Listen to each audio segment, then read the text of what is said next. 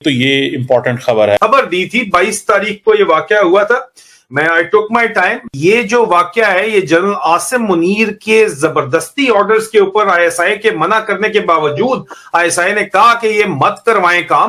नजम सेठी साहब, पूरी दुनिया की निगाहें इस वक्त दो ममालिक पे हैं सब कॉन्टिनेंट में, और सब जानते हैं कि वो इंडिया एंड पाकिस्तान है। लेकिन सिचुएशन कुछ ऐसी है कि द इकोनॉमिस्ट तक मुतालबा कर रहे हैं इंडिया से कि आप पाकिस्तान की मिली भगत के सबूत दें, तो उसके बाद आपके पास जवाब होगा स्ट्राइक बैक का।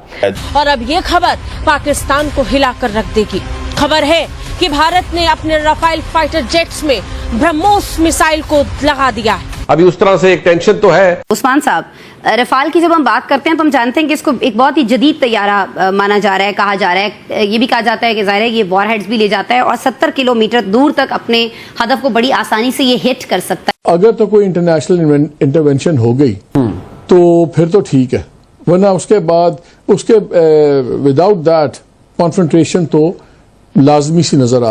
अमेरिका के वाइस प्रेसिडेंट जेडी वेंस की एक बहुत बड़ी स्टेटमेंट सामने आई है। वेंस की तरफ से भारत को इस बात का जो है वो शायद ऑप्शन दिया गया है, अगर पहलगाम हमले पर पाकिस्तान को सबक सिखाना है तो फिर इस हद तक अमेरिका तुम्हारा साथ देने के लिए तैयार है, यानी मिसाइल। लेकिन शायद इंडिया ये समझ नहीं पाया। 22 अप्रैल को पहलगाम वाकया होता है और आज 1 मई है। अभी तक सिर्फ और सिर्फ पाकिस्तान के ऊपर यह इल्जाम तराशी की गई है या मीटिंग्स की गई हैं जिसमें यह खबर चलाई गई कि भारतीय अफवाज को नरेंद्र मोदी जी ने फ्री हैंड दे दिया है। हम लाते हैं टॉक शोज और अनलिमिटेड एंटरटेनमेंट सिर्फ यूट्यूब पर। अगर आपने अभी तक हमारा चैनल सब्सक्राइब नहीं किया तो अभी सब्सक्राइब करें और बेल आइकॉन को क्लिक करके हमारी लेटेस्ट वीडियोस के बारे में अपडेट जानें। दोनों ममालिक के दरमियान इस तरह का एक माहौल क्रिएट हो तो बड़ा जरूरी हो जाता है, और बहुत सारी जगहों पर ये सवाल उठता भी है कि क्या हम इसका रफाल का जो मुआवजा है वो JF थंडर से कर सकते हैं, अपने F-16 से हम कर सकते हैं। खतरनाक ब्रह्मोस NG लगाने के बाद अब रफाल की ताकत और क्षमता और बढ़ जाएगी। देखिए, यहाँ ना तो पाकिस्तान में कोई पेट्रोल निकलता है, ना कोई ऐसी माइंस निकल आई है कि भारत जो इन पर कब्जा करना चाहता है। सिर्फ और सिर्फ मोदी जो है वो स्ट्राइक करेगा। जो माइट है, जो उसकी इकोनॉमिक माइट है, जो उसकी इस रीजन के अंदर जरूरत है अमेरिका को, दूसरों को, to create it as a counterfoil to China, और तमाम जो रीजनल पॉलिटिक्स भी है, उसमें आके कस्तन लोग दूसरी तरफ देखते हैं। और उसी चीज पे आप देखें कि जैसे जैसे इंडिया की मिलिट्री माइट बढ़ी है, जैसे जैसे उसकी माशी ताकत बढ़ी है, लेकिन at the end of the day इससे डील हमें करना पड़ेगा। पाकिस्तान का रिस्पॉन्स चेक करने का भी एक तरीका हो सकता है। उसके बाद पाकिस्तान में भी प्रेस कॉन्फ्रेंसेस हुई, जबरदस्त प्रेस कॉन्फ्रेंस DGISPR की जानिब से की गई, और इंडियन इन्वॉल्वमेंट के पाकिस्तान में जो टेररिज्म होता है उसके सबूत भी सामने पेश किए गए मीडिया के। कुछ डिप्लोमेट्स के साथ मीटिंग्स भी बहुत अहम हुई, बहुत कुछ चल रहा है। लेकिन कुछ एनालिस्ट ये समझ रहे हैं कि भारत पसपा हो गया है और जंग के खतरात कम होते दिखाई दे रहे हैं। उसके बहुत से फैक्टर्स हैं जिन पे आप रोशनी डालेंगे। क्या आप भी ये समझते हैं कि थोड़ी अमेरिकन इन्वॉल्वमेंट, जिसे 1500 साल पुराना मसला करार देकर बाहमी मामला करार दिया था डोनाल्ड ट्रंप ने, लेकिन सेक्रेटरी स्टेट का फोन आता है उधर जयशंकर साहब को और यहाँ वजीर आजम पाकिस्तान को, उसके बाद भारतीय गवर्नमेंट कुछ सोचने पर मजबूर हुई या उन्हें यह अंदाजा हो गया कि उनकी कहानी के झोल दुनिया बाय नहीं कर रही? बहुत से सवाल पूछ लिया आपने एक ही सवाल में जी। पहले आपने ये कहा कि अब कुछ ऐसे लगता है 7 दिन हो गए हैं और अभी तक कुछ नहीं हुआ, और पहले इतने ढोल बजाए जा रहे थे कि अभी होने वाला है, अभी होने वाला है। और हमारी तरफ से भी ये कह रहा था अगले 24 घंटे बड़े इंपॉर्टेंट। 24 से 36 घंटों में 36 तो सारे हो गए, 24 भी हो गए, 36 भी हो गए, 48 भी हो गए जी। तो कुछ नहीं हुआ। उधर इंडियन मीडिया भी बड़ा परेशान है कि अभी तक क्यों कुछ नहीं हुआ। कोई शुरू में तो ऐसे लगता था कि अभी ये कुछ करने वाले हैं, और उनको तैयार किया हुआ था मीडिया को जी। बिल्कुल ऐसे तो बटन दबाया और मीडिया शुरू हो गया विद इन मिनट्स, और पाकिस्तान पे इल्जाम लगा दिया, कोई एविडेंस नहीं, कोई कुछ नहीं, मगर स्ट्रेट अवे। अच्छा, तो अब और नरेंद्र मोदी ने और जो उनके साथी हैं, माइती हैं, उन्होंने काफी स्ट्रॉन्ग स्टेटमेंट्स भी दिए कि जी हम ये कर देंगे, हम वो कर देंगे, सबक सिखाएंगे, ऐसी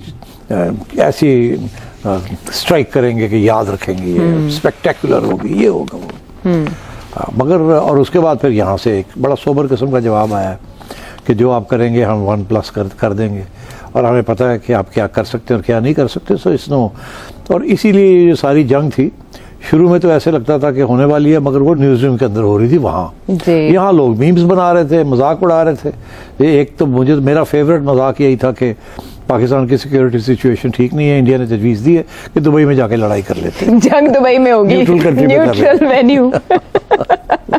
और भी बड़े मजे के हैं। अभी तक की सिचुएशन से तो यही लगता है न्यूट्रल वेन्यू पे ही होगी। अच्छा नहीं, ऐसी नहीं कोई बात, आपको हंसने की जरूरत नहीं है, this is a serious matter. Sorry please be serious. नहीं, ये बहुत खतरनाक चीज है। नहीं, अब बात यह है कि मेरा ख्याल जाहिर है सोच किया है उन्होंने कि अब क्या कर सकते हैं और कैसे करेंगे और पाकिस्तान का क्या रिस्पॉन्स होगा। तो wiser council must have prevailed कि जो भी हम करेंगे ये वापस जरूर करेंगे कुछ, तो ये ना हो कि ये एस्केलेशन शुरू हो जाए और फिर कहाँ रुकेगी जाके बात। और क्योंकि हमारी तरफ से पहले दिन से ये कह दिया गया था कि हम फुल रेंज ऑफ स्पेक्ट्रम, हमारे पास जो पावर है वो इस्तेमाल करेंगे अगर हमें एग्जिस्टेंशियल थ्रेट हुई इंडिया से। उसके बाद मैंने भी आके पता ही टीवी पे जाके, इंडिया की टीवी पे जाके कुछ बता दिया कि जी एग्जिस्टेंशियल थ्रेट क्या होती है। एक तो ये कि आप अगर आज़ाद कश्मीर लेना चाहेंगे तो, एक तो ये कि अगर आप कराची पोर्ट को ब्लॉकेड करेंगे तो, और तीसरा ये पानी बंद करेंगे तो फिर न्यूक्लियर वेपन्स इस्तेमाल होंगे। और इसीलिए क्योंकि हमने तो फर्स्ट स्ट्राइक साइन ही नहीं किया हुआ। हम तो कहते हैं कि अगर हुआ ऐसी सूरत हाल होगी जहां हमें ऐसे लगता है कि मुल्क टूट जाएगा या आप ले जाएंगे सब कुछ, तो फिर हम इस्तेमाल करेंगे। तो इसलिए तो वो मेरा ख्याल है कुछ सोबरिंग किस्म की वार्निंग है वो। और इंडिया को पता है कि इसीलिए पाकिस्तान ने बम बनाया है अपने आप को महफूज करने के लिए। और ये भी पता है सबको कि इंडिया ओवरवेलमिंगली सुपेरियरिटी है, 1:10 की इकोनॉमी की सुपेरियरिटी और इसी तरह आर्म फोर्सेस की भी है। तो इस किस्म के ख्यालात थे। मगर अब हुआ यही है कि 7 दिन हो गए हैं मेरा ख्याल है, और अभी तक कोई जवाब इंडिया की तरफ से कोई कार्रवाई नहीं हुई। 9 दिन हो गए। मगर इसके अंदर जो बात आपने कही कि उनको सपोर्ट नहीं मिली, इंडिया इसलिए उनकी कोशिश थी कि उनको इंटरनेशनल कम्युनिटी से सपोर्ट मिल जाएगी, क्योंकि उन्होंने पहले दिन ही पाकिस्तान पे इल्ज़ाम लगा दिया था। और उनका जो इल्ज़ाम था उसका बेसिस यही था कि पहले भी पाकिस्तान करता रहा, तो अब भी पाकिस्तान कर रहा है, तो चलो सारे मान जाएंगे और एकदम पाकिस्तान को कंडेम करने लगेंगे। फिर जब वो कंडेम करेंगे तो हमारे लिए आसान हो जाएगा अटैक करना। मगर क्योंकि कंडेमनेशन आई नहीं और लोगों ने ये शक करना शुरू किया कि इंडिया शायद ये फॉल्स फ्लैग ऑपरेशन है या शायद कोई लोकल्स ने किया है विदाउट पाकिस्तानी इन्वॉल्वमेंट। राइट, ठीक। मैं तेरा दोगलापना उतारता हूं। अब आप समझ लें कि काउंटडाउन बिगन हो चुका है, काउंटडाउन स्टार्ट हो चुका है कि भारत ने कब, कहां पर, कैसे हमला करना है। क्योंकि अमेरिका के वाइस प्रेसिडेंट जेडी वैंस की एक बहुत बड़ी स्टेटमेंट सामने आई है, और वाइस प्रेसिडेंट जेडी वैंस की ये स्टेटमेंट ये बता रही है कि अब अनकरीब, बहुत जल्द भारत हमला कर सकता है। किस जगह पर करेगा वो तो हमें पता चल जाएगा जैसे जैसे आगे बढ़ेंगे, लेकिन वाइस प्रेसिडेंट जेडी वैंस की वो क्या स्टेटमेंट है।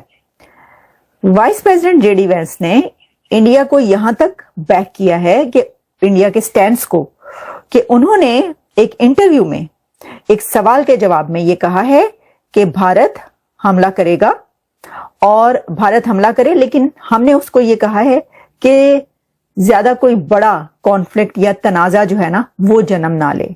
यानी ये आप कह सकते हैं कि एक तरीके से ये ग्रीन सिग्नल है कि ये भारत का राइट है, ये भारत का हक है, भारत का स्टैंड है कि वो रिवेंज लेगा, भारत हमला करेगा।